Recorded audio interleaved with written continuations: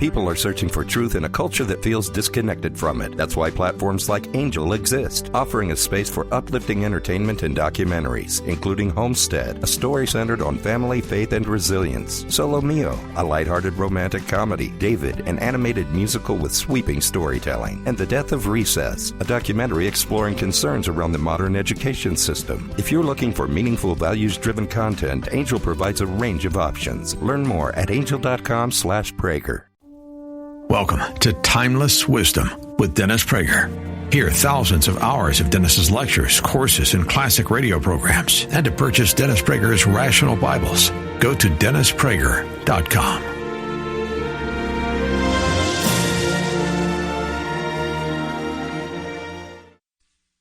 Parts, and since this is verse by verse, that's the way I promise it, and I figured, well, look, I'll come in and I'll apologize to the class.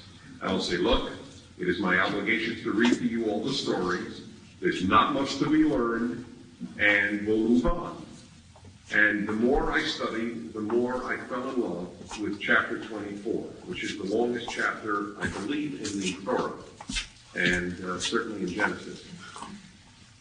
23 has its own interesting parts, but it is more narrative. And we're up to 23, and you'll see what I mean when we get to 24. Okay, I'll read with some speed, but you don't have to look in. Just listening, I hope, is enough. Since I'm not delineating every sentence in this case so carefully, I'm not going to do Prager's translation like I often do to give you the literal, but rather read from one so as to make up for time. All right, verse 123, chapter 23, Genesis. Sarah's lifetime, the span of Sarah's life, came to 127 years. Already there's something interesting to note here. Number one, that 127 means something. All the years in Genesis mean something. What they generally don't mean is precision. 127 is not how long she lived. We don't know how long she lived. Maybe she did live that long, but that's not the point being conveyed here. The point being conveyed here is the number 127. In the Torah, 120 is the ideal lifespan. That's Moses' lifespan. And 7 is a sacred number from the 7 days of creation through many uses of 7 in the Torah. So she is so special that she lived the ideal lifetime plus the sacred number 7. That's what people understood when they read this a long time ago. Remember, we have our mindset, but a reader 2,500 years ago, or more likely a listener, would have said, wow, 127, this is a great person. They immediately would have said that, whereas but we, in the science and mathematical age, are thinking, well, she lived 127. Had she died a year earlier, she would have lived 126. That's how we think. That's not how they thought hearing this number. It had real significance as the number 40, as I pointed out with the 40 days of the flood. 40 40 in the Torah means one thing, a lot. That's all it means. It never means 40. 40 years in the desert, 40 again, the nights on Sinai, 40 of the flood. It means a lot. 127 is a great number. Listen to this interesting point, which I read in one place, and unless you know it to be false, I assume it's true. She's the only woman in the Torah whose age is given. That's how special she is. And by the way, I keep bringing this out as a subtext as I teach you Genesis, and I need to do it again. You know, I do not read anything with any special eye that I'm aware of to look for something. For example, I don't read the Bible with feminist eyes. I try to read them with my eyes, period, and what I read. So it's not coming from someone looking for affirmative action for the women of the Bible. When I tell you that you cannot read Genesis honestly and hold that the matriarchs were less significant than the patriarchs, it's in fact, I'm touched as I tell this to you. I'm overcome by the power of this because it's so not the way in which I recall learning it at first, where they were accessories to the men. They're not. Whoever wrote this from God to people was not a sexist, was absolute was emphatic about the importance. Abraham has a lot of kids. None of them matter except Sarah's. Sarah is the conduit. It is more precise to say that Sarah is our matriarch almost than Abraham is our patriarch if you're Jewish. Because there are theoretically many people who are not Jewish who can say, I don't mean not only not Jewish, just people of all different nations that came from the children of the concubines of Abraham, because it was not only Hagar, you'll see this Keturah also, who could say, we come from Abraham, we come from Abraham, we come from Abraham, and we come from Abraham. But from a Jewish standpoint, only Sarah matters. And it's very important. And the text tells you, she is up there with those who get their ages recounted, as it were. So she's profoundly significant. And when it comes to Isaac and Rebekah, you learn far more about Rebekah than you ever learn about Isaac. She's so much more impressive, it's actually sad for Isaac how much more impressive Rebekah is. And God, I'm not only not reading into it, there's no other way to read the text, as you will see later when you see Rebekah and Isaac. So it begins with the life of Sarah. By the way, there's a very interesting redundancy, and I won't be taking all the sentences quite this long, we'll never get to 24, which has 62 sentences in it. But a very interesting thing, the literal Hebrew, which I'm only going to do sporadically here, is, and the lives of Sarah, or the life of Sarah, was or were 127 years. These were the years of the life of Sarah. That's the way the Hebrew is utterly redundant. Why have at the end, these were the years of the life of Sarah? It is a way of saying her years were really intense years. This is a woman who lived 127 years, and it should only of all of us be said that you had led such intense and such fulfilling years. This woman mattered, her years mattered. 23:2. Sarah died in Kiryat Arba, which is now Hebron in the land of Canaan, which is important to later history from a Jewish standpoint, because Canaan becomes Israel. And Abraham proceeded to mourn for Sarah and to bewail her. Okay, the Hebrew, the English translation is awful here, because it doesn't tell you how important this sentence is. This is where we know that Abraham and Sarah split up after the binding of Isaac. It tells you where she died, and if you please look, or just take my word for it if you don't want to look. In chapter 22, verse 19, in other words, verse 19 of the previous chapter, you will find very important words after the binding of Isaac. Abraham settled in Beersheba. Settled. That's where he lived. It could have said, and he went to Beersheba, and then we would know nothing. It's very clear what happened. He settled in Beersheba, and she died in Kiryat Arba, in Hebron. They were apart, and the Hebrew is not proceeded. I'm so unhappy that that's the way they translate it. It's he came, vayavo, very basic Hebrew word. He came. In other words, he wasn't there when she died. He came to mourn her. He traveled from where he was living. Their marriage ceased to be after the would-be sacrifice. Now, you might ask, why doesn't the Torah say that? And they split up. That's not the way it would have said it. It's too painful. It tells it to you with no ambiguity whatsoever. It just doesn't spell it out because it's too painful. It's something for you to pick up from the text, that this is what happened, and it makes perfect sense, and it was a terrible price. But he loved her, and he came not only to mourn her, it says. It's very touching, but to cry for her. He could have said he went to mourn for her, and you would have never thought another word. But he went to cry for her. The power of the text here about humans is so overwhelming.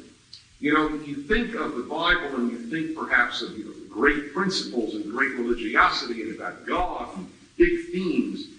But the touching human elements, and especially so in Genesis, I don't think are duplicated often in literature that's only about individuals and their suffering.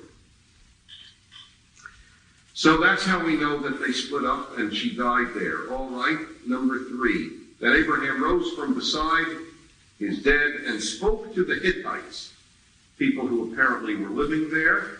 And now we have, till the end of chapter 23, the entire chapter is now devoted to Abraham's buying the cave of Machpelah to bury his wife and to have him buried. And it's a very important thing to the text. It wouldn't spend so much time on where he and she and his followers, and by the way, the 3 patriarchs and 3 of the matriarchs except Rachel are buried there. So it's considered of great importance because it's in Canaan. It's in what will be Israel. That is why this is of such great importance to him, and it's of great importance to the Torah to show you this. That's why the whole deal is actually enunciated, how he went about getting it, because it's not easy to have done it, as you'll see. This episode of Timeless Wisdom will continue right after this. People are searching for truth in a culture that feels disconnected from it. That's why platforms like Angel exist, offering a space for uplifting entertainment and documentaries, including Homestead, a story centered on family, faith, and resilience; Solo Mio, a lighthearted romantic comedy; David, an animated musical with sweeping storytelling; and The Death of Recess, a documentary exploring concerns around the modern education system. If you're looking for meaningful, values-driven content, Angel provides a range of options. Learn more at angel.com/Prager. Now, back to more of Dennis Prager's Timeless Wisdom. Okay, 23, verse 3. All right, so Abraham rose from beside his dead and spoke to the Hittites, saying, I'm a resident alien among you. Sell me a burial site among you, that I may remove my dead for burial. Okay, that's what this is about. He already acknowledges at the outset, look, I'm a resident alien.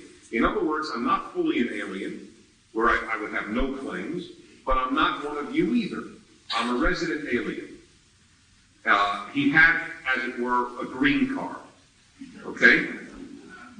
And the Hittites replied to Abraham, saying to him, Hear us, my Lord. And it's very interesting. You will find a fascinating thing. They treat him with incredible respect, and he constantly humbles himself, which the rabbis had a great deal to say about, and I will read you about it after you see what happens. Hear us, my Lord, you are the elect of God among us. Bury your dead in the choicest of our burial places. Again, by the way, it's important to note, and this is a constant throughout the Torah, non-Jews are never depicted as bad unless they're bad. I mean, when the Egyptians enslaved Jews, they're pictured as bad. The Canaanites, with their awful practices, are pictured as bad. But non-Jews are often shown as more beautiful, as more ethical than the Jews are. It's this very objectivity that I told you time and again, which is one of the reasons to get to your original question, that I believe that there is such veracity in the text. If it was just people, the odds are it would have been to glorify themselves. Bury your dead in the choicest of our burial places. None of us would withhold this burial place from you for burying your dead. Thereupon Abraham bowed low. Again, notice the humbling of himself. First, he says, I'm just a resident alien. Secondly, it says he bowed low to the people of the land. People of the land in Hebrew, Am Haaretz, usually means to the simple folk. So it goes even further. He bowed low to the simple folk of the land, Amei Haaretz, the Hittites, and he said to them, if it is your wish that I remove my dead for burial, you must agree to intercede for me with Ephron, the son of Zohar. Let him sell me. Notice it's sell me. There is one of the reasons for the detail of this chapter is to establish the legitimacy of Jewish claims in Canaan, that whatever they have there was bought. And that's the reason there was no gift asked for or anything else. I will pay full price. And it goes on to tell you how much. It's a very important thing. You have to remember who is reading this and under what conditions. Jews settling in the land of Israel. Let him sell me the cave of Machpelah, which he owns, which is at the edge of his land. Let him sell it to me at the full price. You see?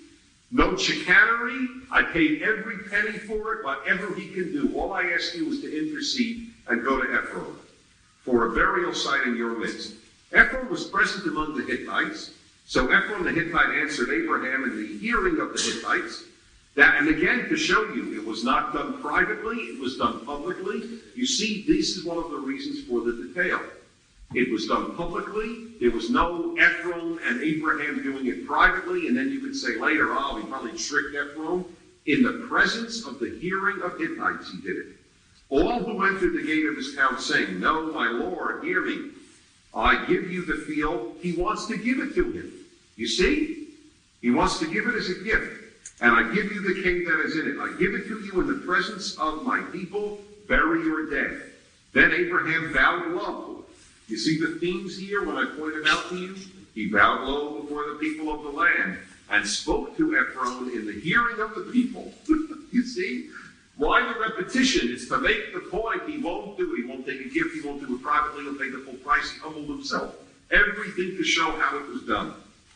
In other words, so you can never say, well, he lorded over them, he came in and he showed how wealthy he was, or he dominated them, or he said, oh, in the name of God, you have to because God speaks to me. Nothing like that. A business deal utterly openly. If only you would hear me out. Let me pay the price of the land. He's begging to pay, and Ephron wants to give it to him for free. Accept it from me that I may bury my dead there. And Ephron replied to Abraham, saying to him, my Lord, do hear me, a piece of land worth 400 shekels of silver. What is that between you and me? Go and bury your dead. Obviously a wealthy guy. Abraham accepted Ephron's terms, and he took it. He paid out. So in other words, he said, okay, I will pay that. Abraham paid out to Ephron the money that he had named in the hearing of the Hittites. Once again, in the hearing of the Hittites. You see, it's really hits you over the head. 400 shekels of silver at the going merchant's rate. You see that? Lest you think that he gave him a cheap price. You get what's happening here, which if you didn't realize what was going on, you'd think these were all superfluous details. It was at the price. It was done publicly. He had asked him. He had never taken the gift. It was no intimidation. So Ephron's land in Machpelah near Mamre, the field with its cave and all the trees anywhere within the confines of that field, also to tell you this is exactly what he got, not just the cave, but the area around it with the trees. Passed to Abraham as his possession in the presence of the Hittites.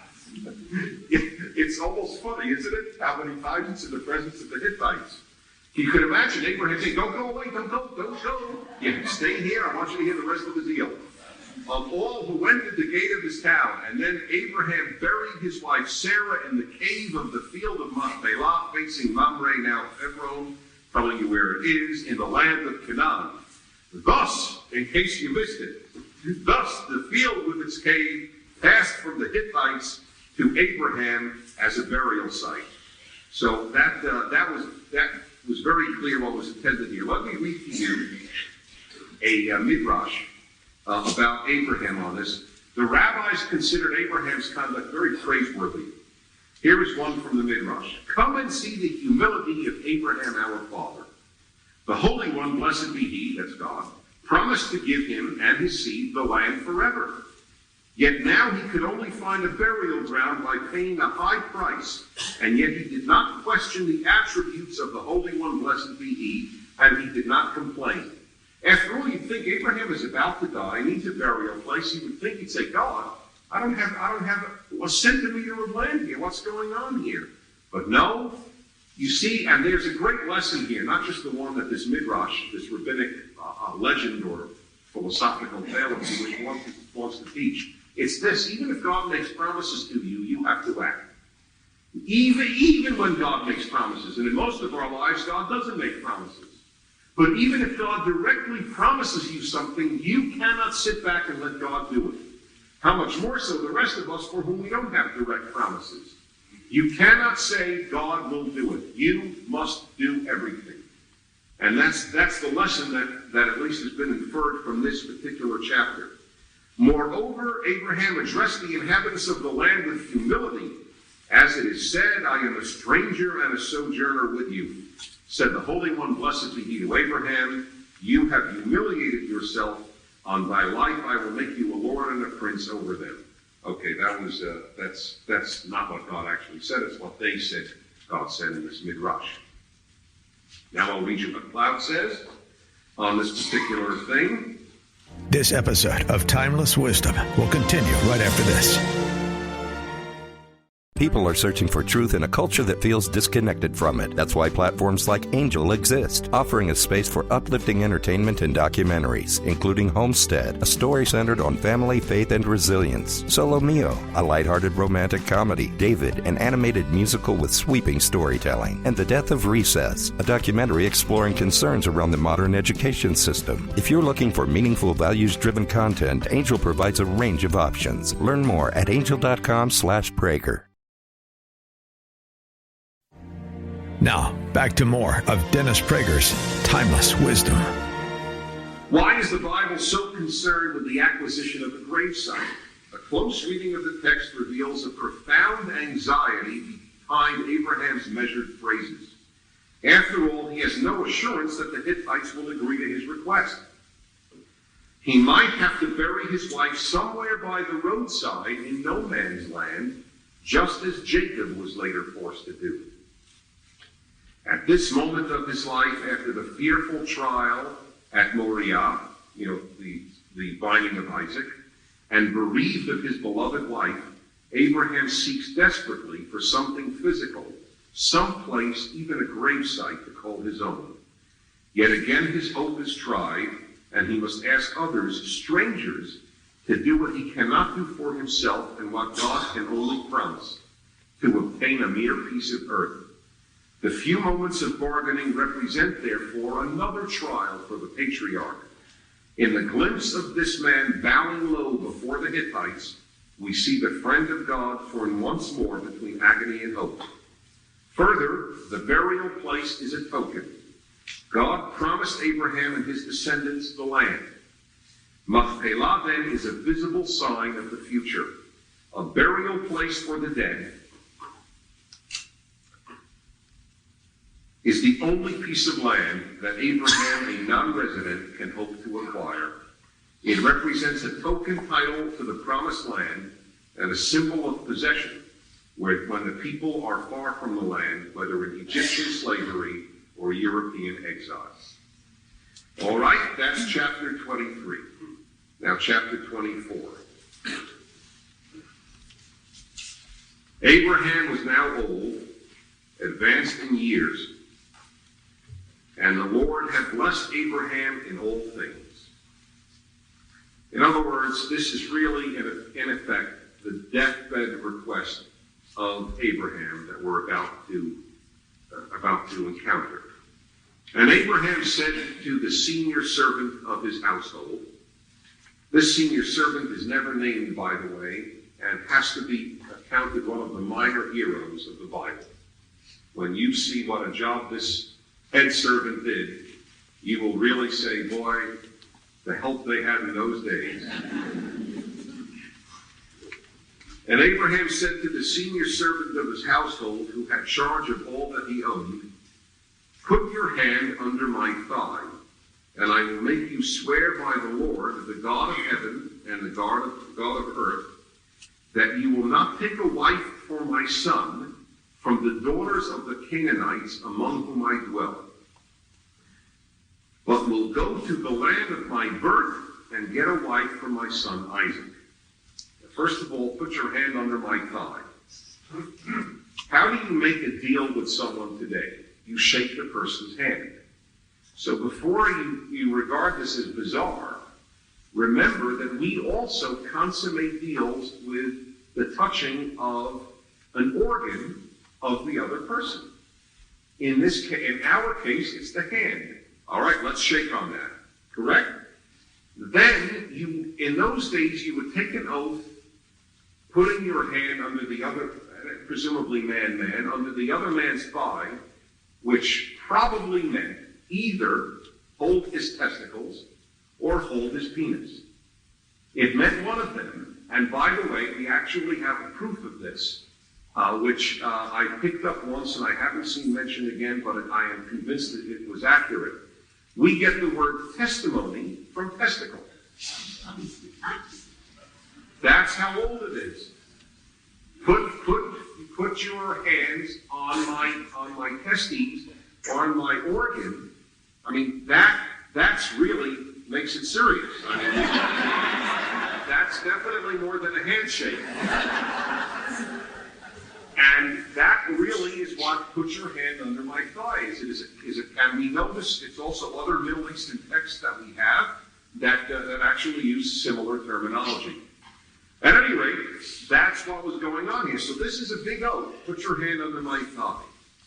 And what does he make the servant swear? And this is again like a deathbed swear. It's really as solemn as you can get with a hand under the thigh and a deathbed. This is major stuff from Abraham. That you won't let my son marry a girl from the Canaanites. Now, why not? You might say, well, he wants him to marry a Jew. But there were no Jews. So that question is totally gone. Well, you might say he wanted him to marry a monotheist. Well, who were monotheists in those days?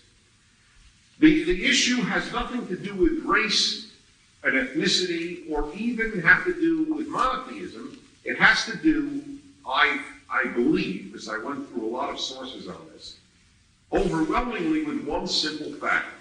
The Torah has deep contempt for the Canaanites. It considers them to be the lowest of the low with their child sacrifice, with their horrible rituals, with their sacred prostitution, and so on. It considers them the lowest of the low.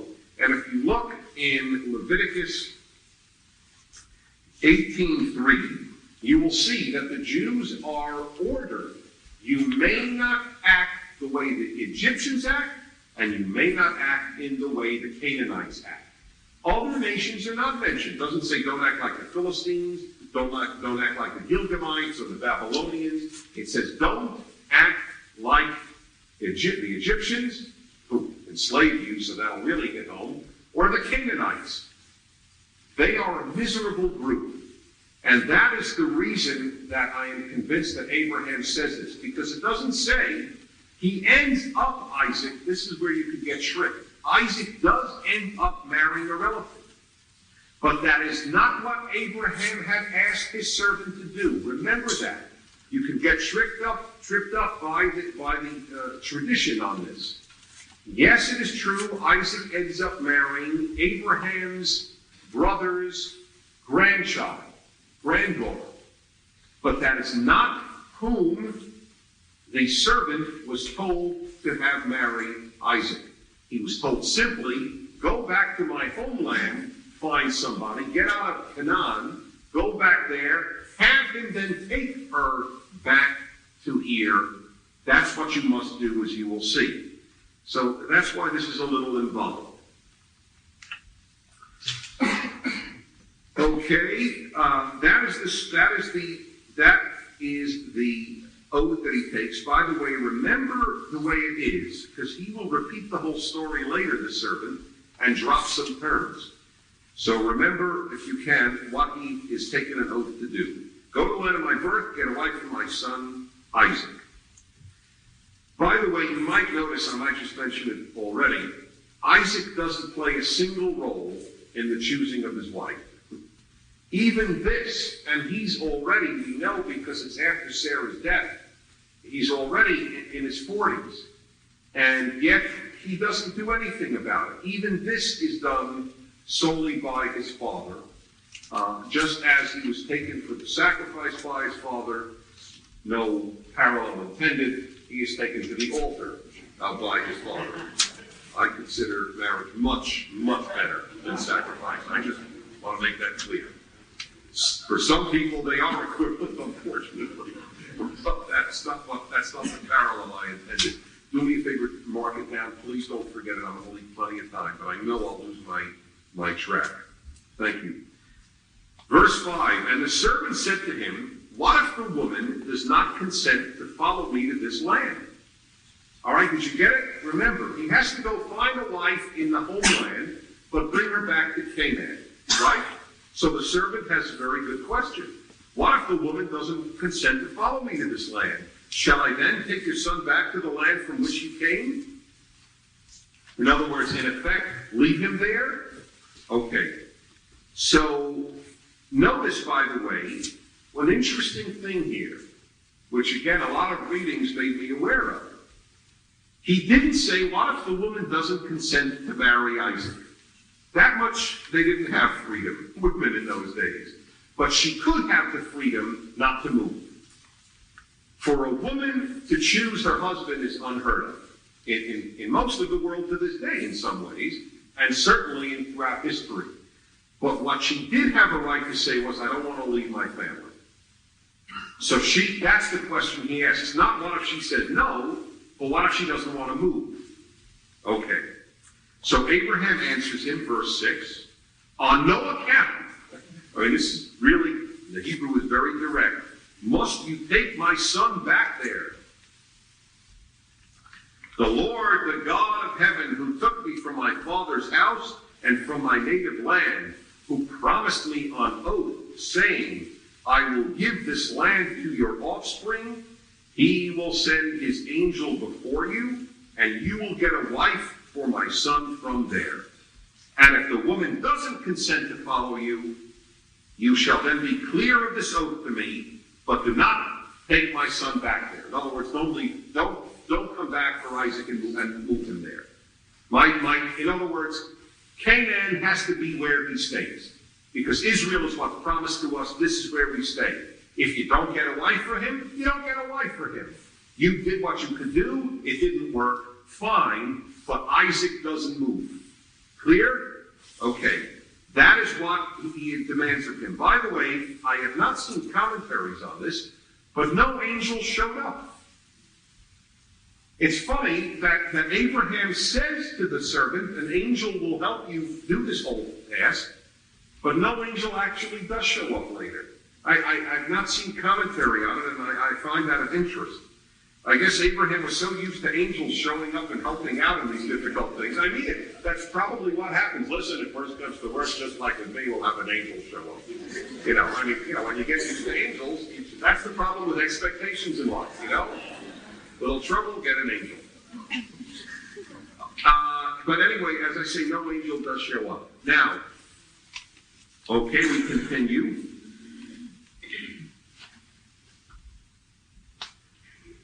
All right. 9. So the servant put his hand under the thigh of his master Abraham and swore to him as bidden. Okay?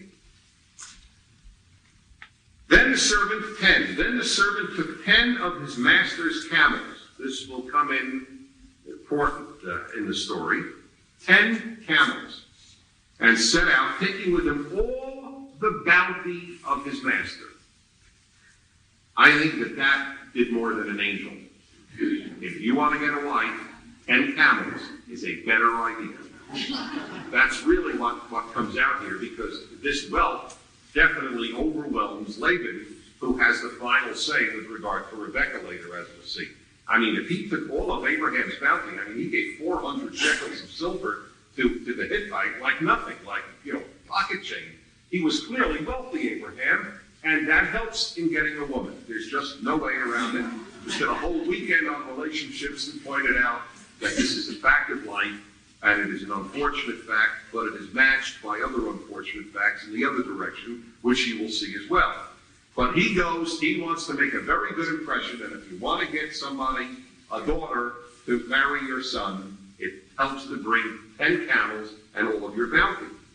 So he takes all the bounty of his master, made his way to Aram Naharaim, to the city of Nahor.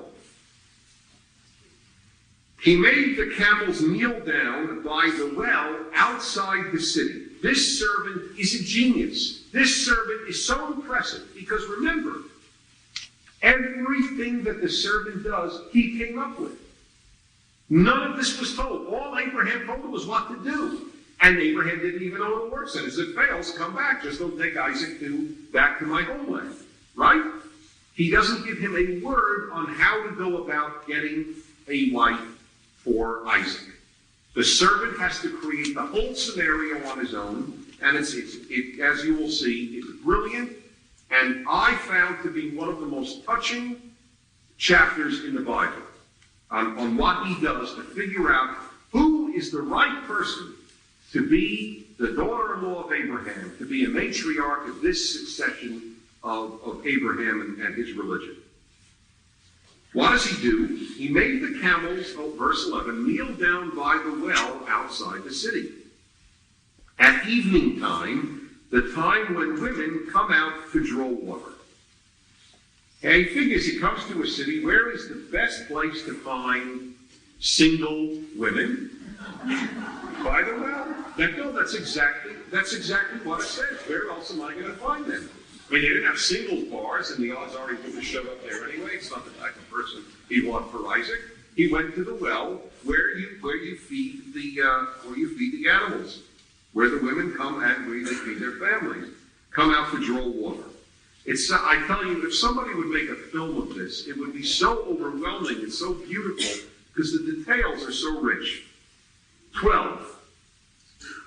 And he said, O Lord, God of my master Abraham, grant me good fortune this day, and deal graciously with my master Abraham. Here I stand by the spring, as the daughters of the townsmen come out to draw water. Let the maiden to whom I say, please lower your jar that I may drink, and who replies, drink, and I will also water your camels.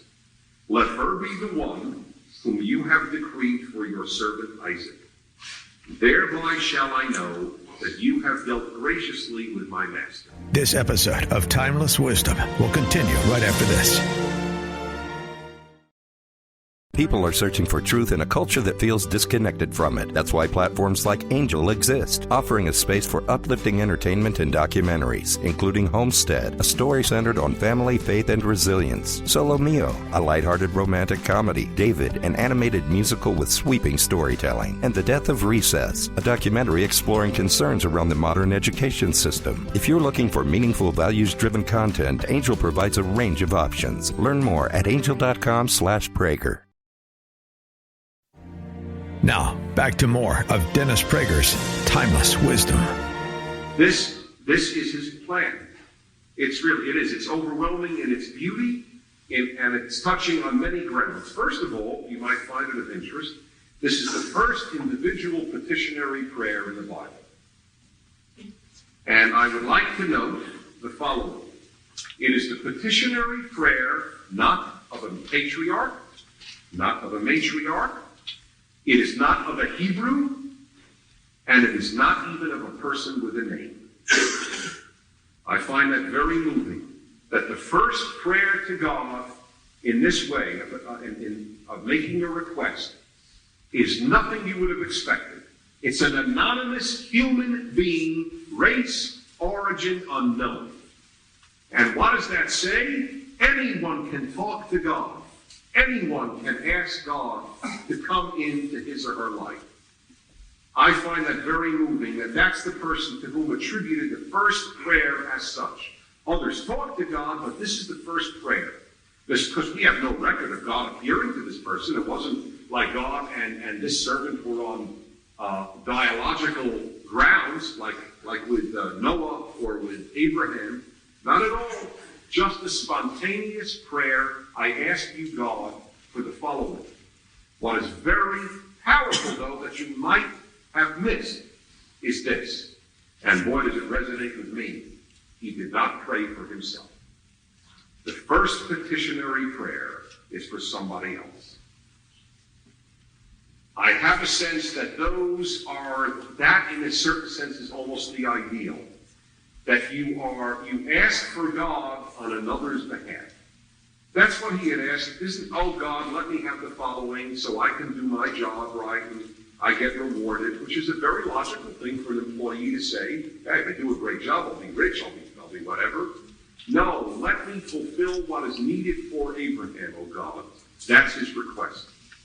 Now, not only that, but it's very interesting. Of course, he requests very specific things from God. God, I'm going to do the following test, and I'll know the right girl for Isaac on the basis of fulfilling it with the following response. I mean, he was asking for a great deal, but on the other hand, most of us are not on being sent by Abraham on a task. So he had clout that some of us, in some sense, may not have had, but that, of course, would invalidate the idea that anybody could pray petitionarily, which is clearly an important idea. Anyway, what is his faith? What is the test? This is critical that we follow this. How will he know the right person for Isaac? This is the part that overwhelmed me in reading it. Purely based on goodness. It's so touching. That is the one grounds upon which I will know who is right for Isaac. Is she kind and good? None of the other stuff. Not her career, not her wealth, not her beauty, though that comes in later, as we'll see, but that's not what he asks for. He says, I'll know who's right for Isaac based on the way she responds to my request for water. And what does he say? I want to review it. It's not only enough that she will say, please lower your jar that I may drink. Excuse me, that she replies, drink. Yes, here is my jar. But that she volunteers, and I will also water your camels. How many camels? 10 camels. Can you imagine going to somebody and saying, can I have a drink? Sure, let me do your 10 camels while we're at it. I actually did so much research on this, I found out how long it takes for a camel to fill up. Okay? I did. It takes 10 minutes. That's a long time to drink. 10 minutes a camel drinks to fill up. 10 camels is 100 minutes. That's 1 hour and 40 minutes of just camel drinking. Okay? That's a very, very big deal to a stranger. I mean, we're talking, you have to understand, it almost does border on the miraculous. I mean, I think I'm a good guy. I can imagine saying, okay, I'll help your camel too. But if the guy comes with an army, I'd say, listen, let me show you where the water is and have a wonderful day. Right? I mean, I admit, and I think I'm a good guy. So he is asking, you have to remember, not just for kindness, but for someone of extraordinary, almost miraculous goodness. To have said that to a stranger like that is just extraordinary. And by the way, you will recall, so I won't go over it again, how I kept emphasizing how treatment of the stranger is the greatest statement of ethics, of decency in the world. And that this is a deeply, deeply Hebrew biblical notion that you must treat strangers well. You'll also find, of course, the parallels here and why Moses was chosen by God. Why Moses? Why not somebody else? How simple kindness is the issue. And we're going to come to that when you see what happens. Anyway, this is quite a request he's making of God. You must understand that the person should be this remarkable. However, I want to make one...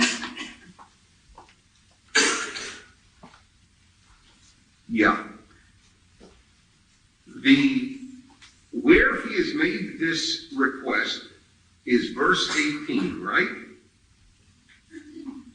No, 14, sorry, right? 18 almost duplicates it. I want to read 14 in Hebrew to make sure.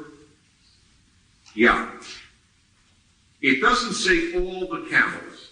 It says the camels in Hebrew. You have that in English too? Yeah, your camels. It doesn't say all the camels. So, in a sense, she could have passed the test, not doing all 10 camels. Okay, no, I think that is important. Because, as I said, the nature of the request is almost superhuman. that somebody would volunteer that after being just asked for a drink. Okay, so we go to verse 15. He had scarcely finished speaking.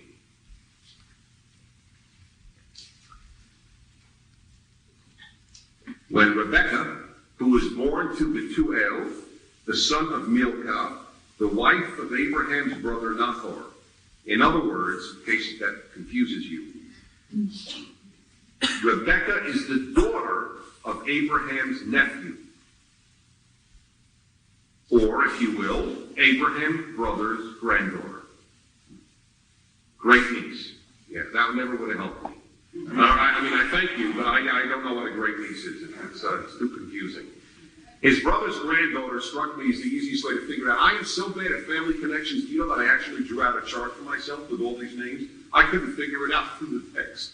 So whichever one is easier for you, because it is obviously important, either you would hold it as the daughter of Abraham's nephew. So think of your nephew, and then think of your nephew having a daughter. That would be it. You're Abraham. Or your brother's granddaughter, if that's easy. So anyway, that's who she is. It tells you here. Of course, he doesn't know that. That's very important. The servant doesn't know that at all. He just sees women who are at the well. She came out with her jar on her shoulder. The girl was very beautiful, a virgin whom no man had known. By the way, it's very interesting. You would think that that's redundant. That's exactly what virgins are. Women whom no man has known. And I figured out the reason, and this was actually a revelation to me. Bethulah in Hebrew is always translated as virgin, but it doesn't always mean technically virgin. It could simply mean woman of marriageable age, who is not technically a virgin. That's the reason the words in Hebrew are added. I didn't know that. By the way, in this regard, Christians here will find this of particular interest because so often Isaiah, with the virgin shall conceive, is cited with regard to the birth of Jesus. The word there is not even Bethulah, it's Alma, which is even less a virgin than, and my point is, God forbid, not to undermine any faith. It's only to be honest to the text. It isn't even Bethulah, which is closer to virgin, than Alma, which is just young woman. So it's very important to know what words we're using here, and that is why it says a virgin whom no man had known. She went down to the spring, filled her jar, and came up. Now, it is important here, it says she was beautiful. And it's important that it says it for a number of reasons, I am convinced.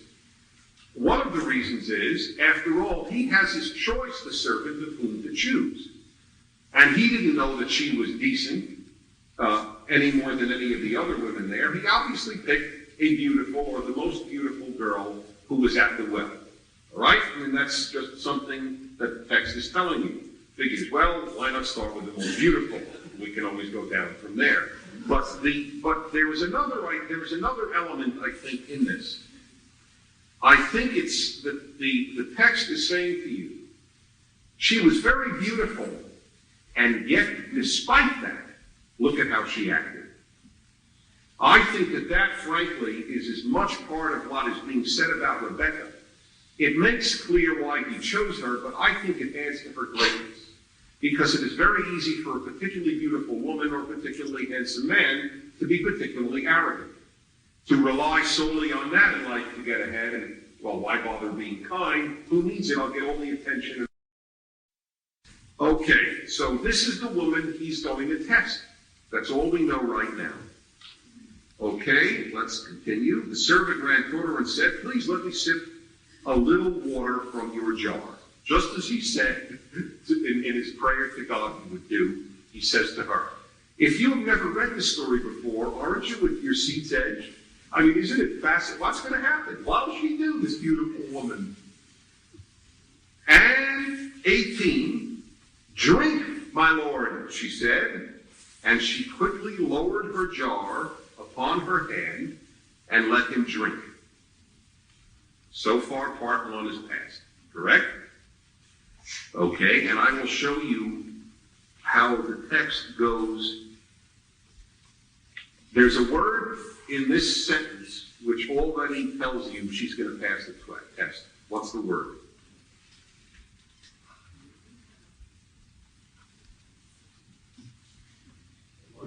Nope. Nope. Nope. Don't have any words like that. Quickly. Quickly. That tells you, it's the hint. She not only did what he requested, she quickly did it. And those adverbs are going to show up like crazy now to tell you what type of a person this Rebekah is.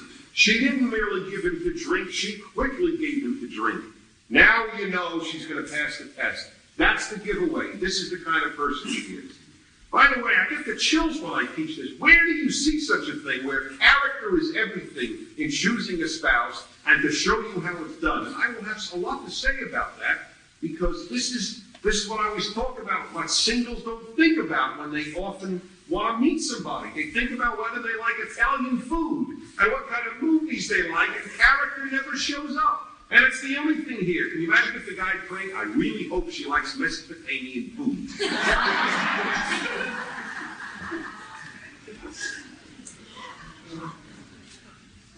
So, she says, drink, my lord, and she quickly lowered her jar upon her hand and let him drink, quickly. When she had let him drink his fill, she said, I will also draw for your camels until they finish drinking. It adds again, I won't merely start it, I will stay till the end. Listen to this woman. I will stay to the end to watch you 10 verstunken camels drink all of this water. It's unbelievable what she does. 10 of them. What's the first word in the next one? Quickly. You see what I mean? The text is telling you what kind of person this is. It's like almost unreal. Quickly emptying her jar into the trough, she ran back to the well to draw. She ran back to the well. She didn't merely go back. She's rushing to do a stranger a favor. And she drew for how many camels? All his camels. Would you think the text is pretty clear on what kind of woman? You think she passed the test? The guy must be standing there, absolute in awe. That's right, in absolute awe. This is a giant. He's probably also thinking, God, is Isaac lucky? Why the hell did I get it? I did. For me, but he didn't. And that is exactly what happens in the next verse. The man, meanwhile, stood gazing at her. He was awestruck. Silently, the Hebrew is incredible. Cheresh. I mean, it's mute. It's deaf and mute. He is totally speechless because he doesn't want to say anything here, but wondering whether the Lord had made his errand successful or not. He really watched. He heard her say these things, but now he was going to watch that she really did it. At this point, we have a suspicion, of course, that that's exactly what will happen.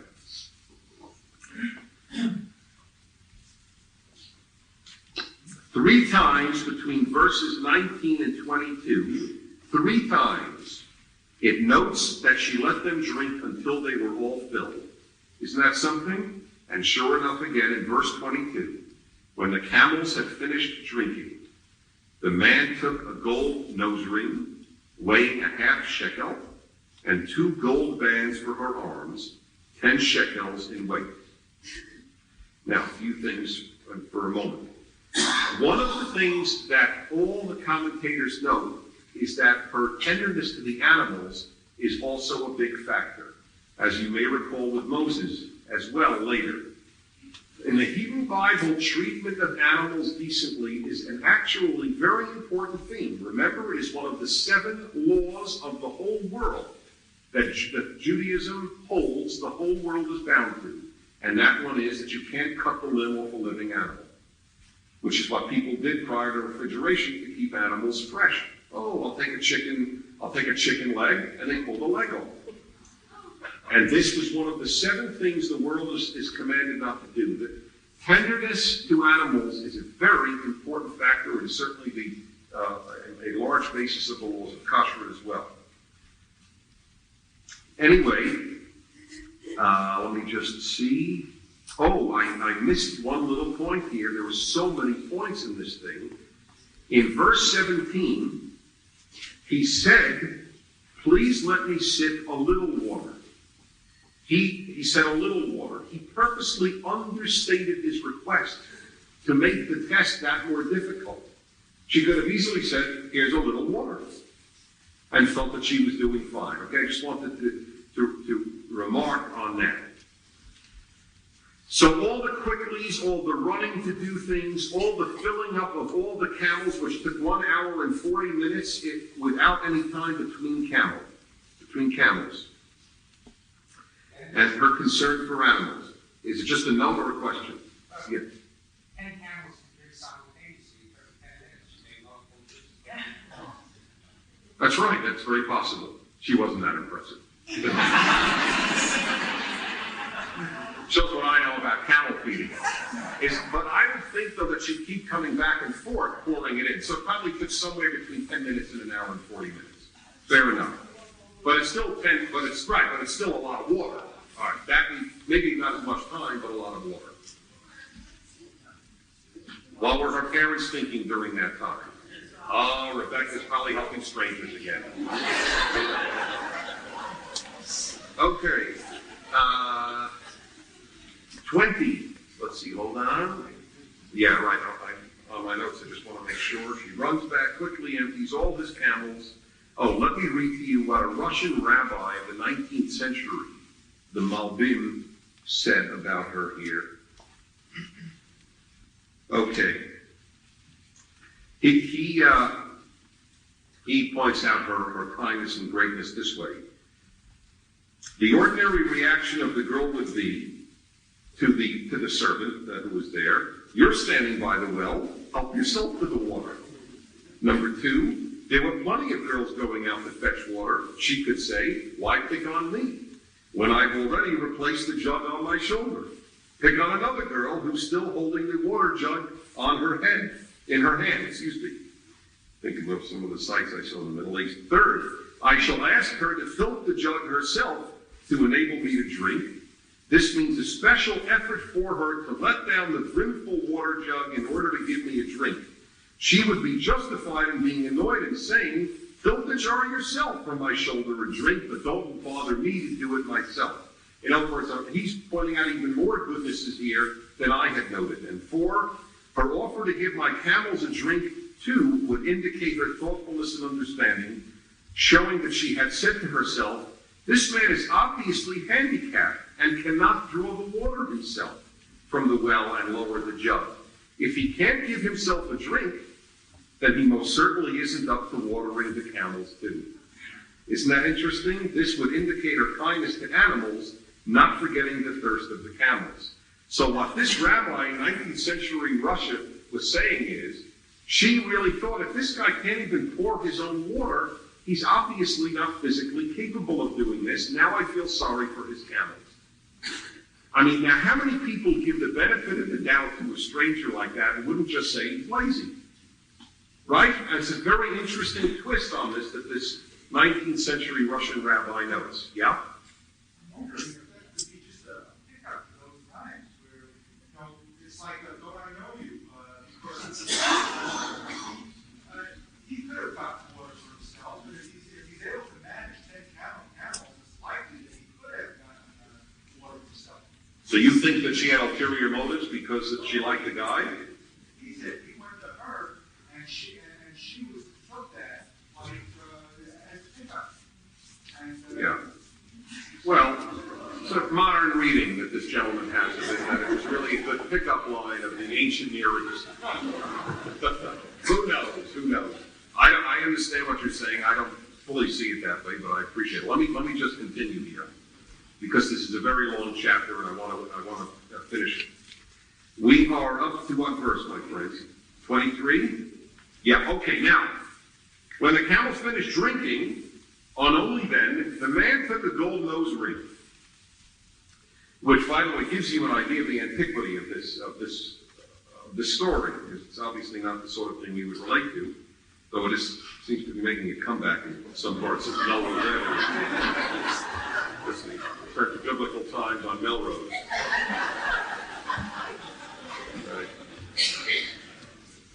took a gold nose ring weighing a half shekel and 2 gold bands for her arms, 10 shekels in weight. In other words, obviously very, very wealthy stuff, very rich-looking things. Pray tell me, he said, whose daughter are you? This is very important. He did not know who she was. The only reason he picked her was because of her acts. He had, and that's, I can't tell you how important that is, because some traditions try to hold, well, deep down he really knew that this was a relative of Abraham. Nonsense. The text tells you he doesn't know who she is till the acts. It's the acts that make her deserving to be the matriarch, not her birth. Okay? Merit by action, not by birth. Whose daughter are you? Is there room in your father's house for us to spend the night? She replied, I am the daughter of Bethuel, the son of Milcah, whom she bore to Nahor. And she went on, there's plenty of straw and feed at home, and also room to spend the night. Again, you remember the story with Moses later, and Zipporah, and where he goes to her home.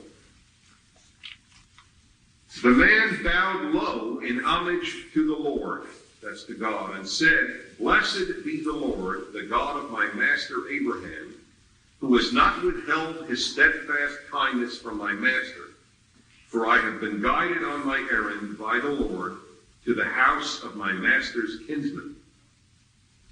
Now he knows that they are related. I also like to point out here, a lot of people make petitionary prayers to God, and a lot of people get their prayers answered. Let's be honest. There are a lot of you who have prayed that somebody be well, the person is well. How often have you then said a prayer thanking God for having happened? I would say that requests are far more common than gratitude. This is very impressive on the part of the servant. He didn't forget to say a thank you, which was just as long as the request was. I was moved by that. 28.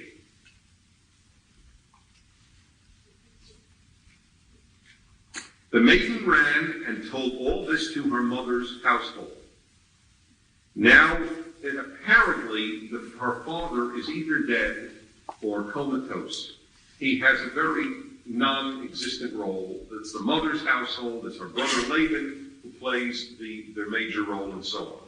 Now Rebekah had a brother whose name was Laban, or Lavan. Laban ran out to the man at the spring when he saw the nose ring and the bands on his sister's arms. And when he heard his sister Rebekah say, Thus the man spoke to me, he went up to the man who was still standing beside the camels at the spring. Now, you can read this either as this is normal human conduct or an implication by the Torah that Laban is very touched by money. Okay? What does Laban see? A nose ring. Okay? It's just, it's who knows? We don't know yet, but when you know Laban later, that's the assumption. To know Laban is not to love Laban. That is clear from the text. Anyway, he went up to the man who was still standing beside the camels at the spring. Come in, O blessed of the Lord, he said. Why do you remain outside when I have made ready the house and a place for the camels? So the man entered the house, and the camels were unloaded. The camels were given straw and feed, and water was brought to bathe his feet and the feet of the men with him. But when food was set before him, that is the servant, he said, I will not eat until I told my tale. This is some worker, huh? I mean, he is really extraordinary in every way. First of all, he's the one who thought up this whole thing, not Abraham. You've just got to remember that he's the one who is this character orientation, ethics, decency, goodness orientation. And he's not going to take food till he finishes his task. I am Abraham's servant, he began, verse 34. The Lord has greatly blessed my master, and he has become rich. He is very shrewd. He knows what moves Laban. Okay, telling him, Laban, I want you to know this man is an ethical monotheist. That would not go over. What does he do? He has given him sheep and cattle. So it's not even enough to tell him he's rich. I want you to know how rich. Sheep and cattle, silver and gold, male and female servants, camels and asses. Oh, That's who you're representing? Keep talking. That's in effect what is being said here. Now, notice, you'll see in 2 minutes. Now, and Sarah, my master's wife, bore my master a son in her old age, and he has given him everything he owns. Again, very rich son-in-law, or actually in your case, brother-in-law, Laban, that I'm talking about. See, the beauty of this servant is, he is smart enough to know what you have to do when. He cares about goodness and ethics when it comes to choosing a spouse for Isaac. But he totally talks money when it comes to getting her to marry Isaac, talking to Laban. You get it? This is a smart man. You have to know what to say to whom to do what you need. If he said, oh, he's very fine and your daughter has such wonderful ethics, the guy had been shown the 10th door. That's what's obvious. Now, and you'll see the proof here. Now my master made me swear, saying, you shall not get a wife for my son from the daughters of the Canaanites in whose land I dwell. Now, what was the actual swear that Abraham made him? You will notice, you will ask a question I asked when I studied this. Why does he have to recount the whole story in the servant's words? Why don't you just say, and the servant told Laban the story and end it? To show you the brilliance of the servant and what appealed to Laban. What did he drop? Notice he said, now my master made me swear, saying, right? Go back, please, to verse 3. What was the actual swear? Verse 3. I make you swear, this is Abraham talking to the servant, I make you swear by the Lord, the God of heaven and the God of earth. Now, what does it say here in 37 when he recounts it? God isn't mentioned. And in one of the great lines, Machpelah Leibovitz, she is one of the great scholars in the world, she has written commentaries on all the books, compilations, and they're just wonderful. She has one line. She's not known for a sense of humor, but I found a very wry line. She writes, the servant doesn't mention the oath in full from verse 3 about Jehovah, God of heaven and God of earth. Quote, this would not be appreciated in Laban's circles. I love the understatement of the thing. So you notice how he drops what he has to and adds what he has to? That's why it's recounted. He doesn't mention any God. I didn't take an oath in God's name. I just swore. Because Laban's crowd, God of heaven, God of earth, who is this guy? They would have been suspicious. They could swear everybody has oaths, all cultures, but not in the name of God, because this is not, as she writes, going to be appreciated by Laban's circles. All right, what are we on, 37? Yeah, he made me swear, not get a wife for my son from the daughters of the Canaanites in whose land I dwell, but you shall go to my father's house, my kindred, and get a wife for my son. That's not true.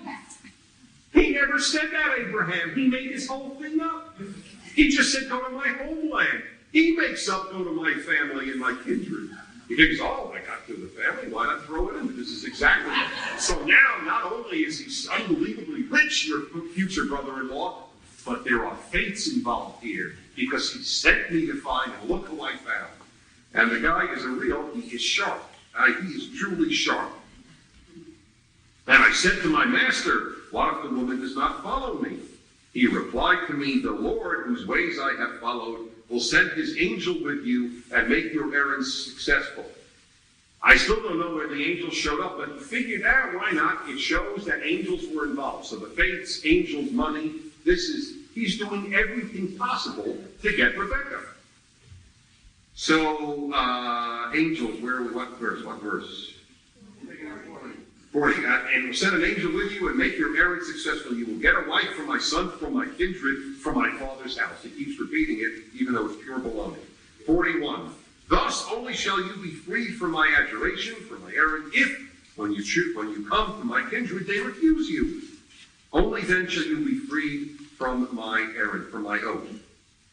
I came today to the spring, and I said, O Lord, God of my master Abraham. Now he throws it in. He figures maybe at this point, he could actually invoke God, but which God? God of my master Abraham, not God of the heavens and God of the earth. in whose name he took the swear. Remember that? God of my master Abraham. Okay, Abraham has a God? Okay. If you would indeed grant success to the errand on which I am engaged, as I stand by the spring of water, let the young woman who comes out to draw, and to whom I say, please let me drink a little water, he repeated exactly, a little water from your jar, and who answers, you may drink, and I will also draw for your camels, hold it exactly right here, let her be the wife whom the Lord has decreed for my master's son. This is pretty intimidating to Laban, you have to admit, right? I mean, all the things involved here, and it works. I mean, it's intimidating, and it does work. I had scarcely finished praying in my heart when Rebekah came out with her jar on her shoulder. By the way, how does he know her name? We don't know exactly. The assumption is he heard it in the conversation there. Went down to the spring and drew, because remember, he didn't ask her name. He asked who her father was. And I said to her, please give me a drink.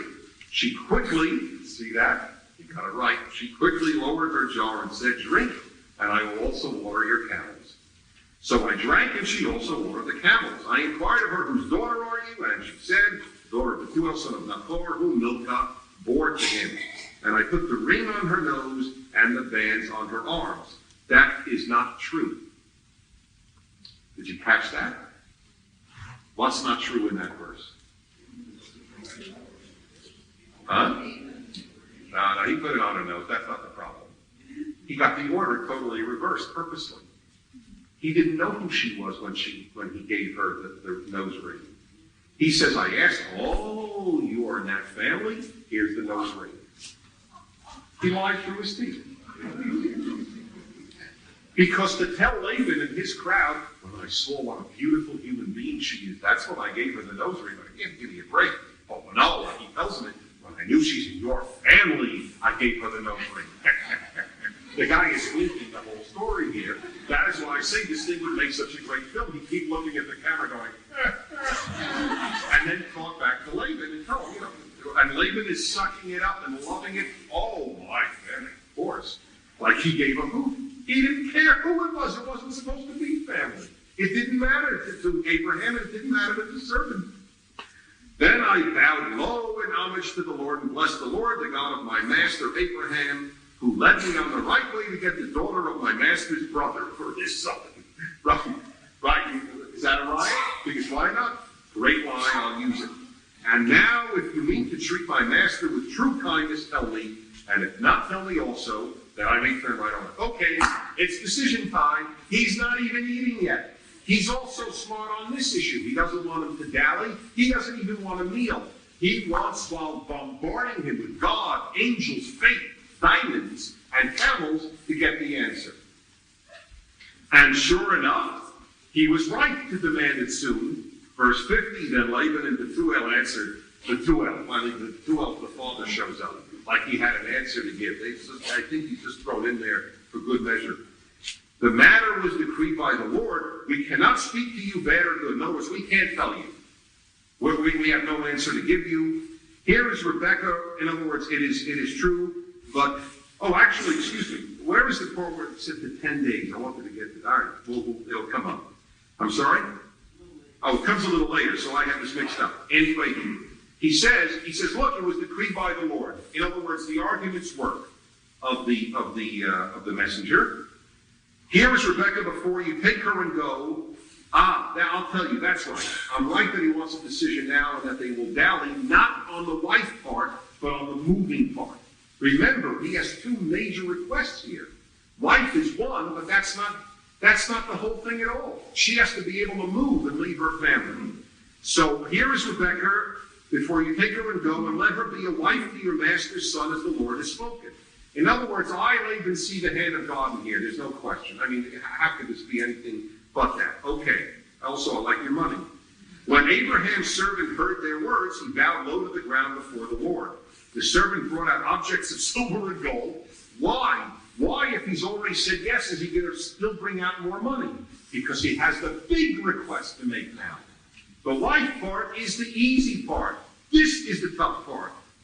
He brings out more silver and gold and garments and gave them to Rebekah and gave presents to her brother and her mother. Guy's smart. Then he and the men with him ate and drank and then spent the night. When they arose next morning, he said, give me leave to go to my master. But her brother and her mother said, let the maiden remain with us some 10 days. See, that it's one thing to give her away and get all this money. That's great, and we get rich because we stay here with all our money. But now he's saying, I want to take her to her master, to my master. I want to take her away. No, say 10 days, then you may go. Now, what's going to happen in 10 days? Probably dally again, because we all know about dallying later, as you recall, with working for, just work a little time, no, another 7 years. By the way, you'll see how that happens here anyway. He said to them, do not delay me. Now that the Lord has made my errand successful, he's invoking God now. Hey, listen, you start with me, you're starting with God, which is a great line to have if you can do it successfully. Do not delay me. Now that the Lord has made my errand successful, give me leave that I can go to my master. And then they said, this is very touching, let us call the girl and ask for her reply. Remember what I said to you from the very beginning? She doesn't have any say on who she marries, but she does have a say on whether she leaves her family. So they say, okay, let's ask Rebekah. They called Rebekah and said to her, will you go with this man? And she said, with a brother like you, I'd leave in a second. That is a variant reading that not many of your texts have. And she said, I will. So they sent off their sister Rebekah and her nurse, along with Abraham's servant and his men, and they blessed Rebekah and said to her, O sister, may you grow into thousands of myriads. May your offspring seize the gates of their foes. The typical thing you say to your sister when she leaves. Then Rebekah and her maids arose, mounted the camels, and followed the man. So the servant took Rebekah and went his way. What do you think of that, folks? Does that guy deserve an ovation? I tell you, he really does. Would you please give the servant an ovation? He doesn't even have a name, and look at how terrific what he carried on. Let's just finish this chapter. Isaac had just come back from the vicinity of Beer Lahai, for he was settled in the region of the Negev. You know, it's so sad. Now Isaac shows up. Everything's done for him. Again, it's really, God knows, I don't wish to mock him in any way.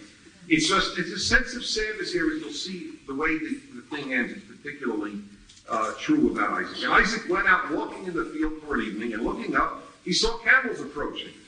Raising her eyes, Rebekah saw Isaac. She suspected that this is the man. She alighted from the camel and said to the servant, who's that man walking in the field toward us? And the servant said, that's my master. So she took her veil and covered herself, from which we get the veiling and unveiling to this day in Jewish marital ceremonies. And the servant told Isaac all the things that he had done.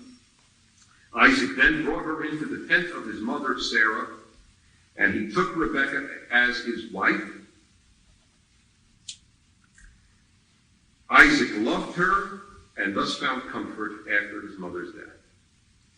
This is very powerful ending.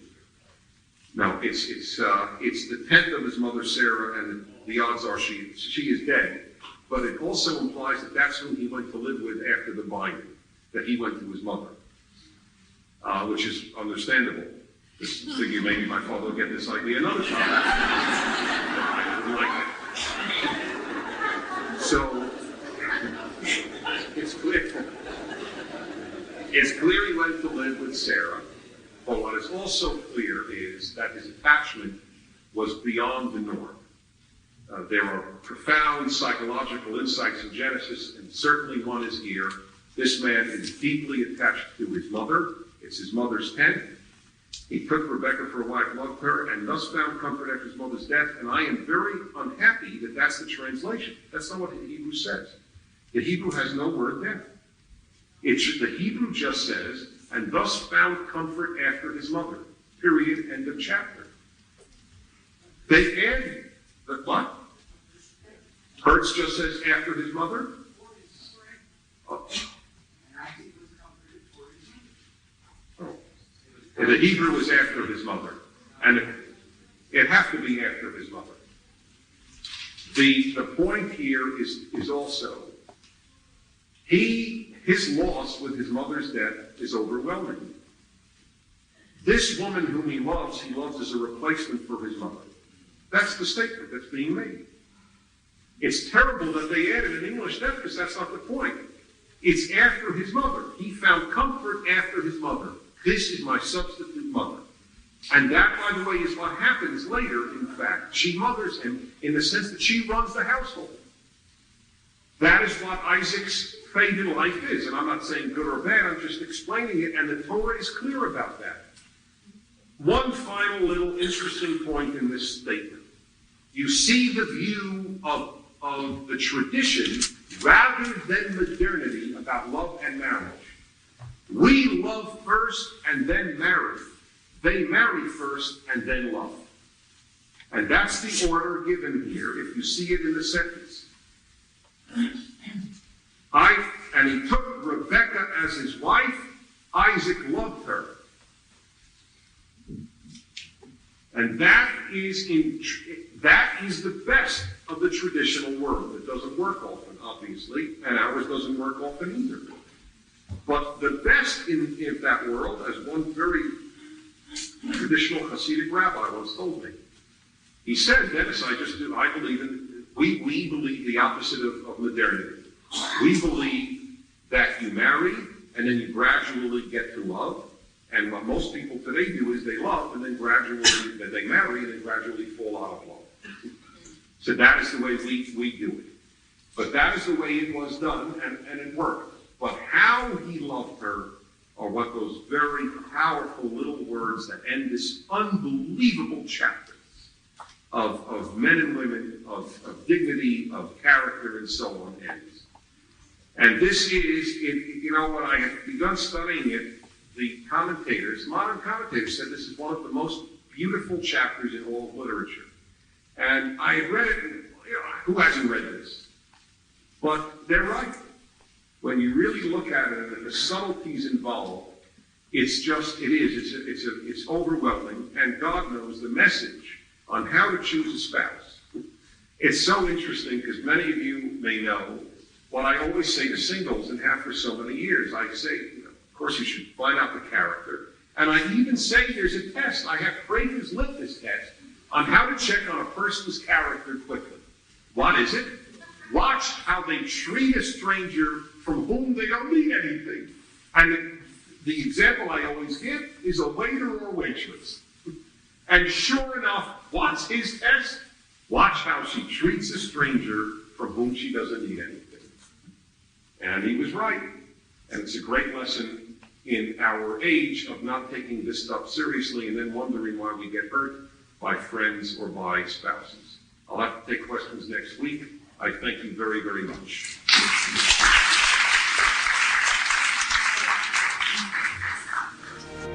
This has been Timeless Wisdom with Dennis Prager.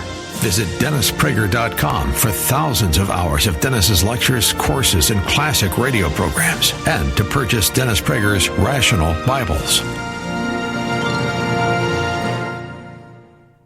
People are searching for truth in a culture that feels disconnected from it. That's why platforms like Angel exist, offering a space for uplifting entertainment and documentaries, including Homestead, a story centered on family, faith, and resilience; Solo Mio, a lighthearted romantic comedy; David, an animated musical with sweeping storytelling; and The Death of Recess, a documentary exploring concerns around the modern education system. If you're looking for meaningful, values-driven content, Angel provides a range of options. Learn more at angel.com/Prager.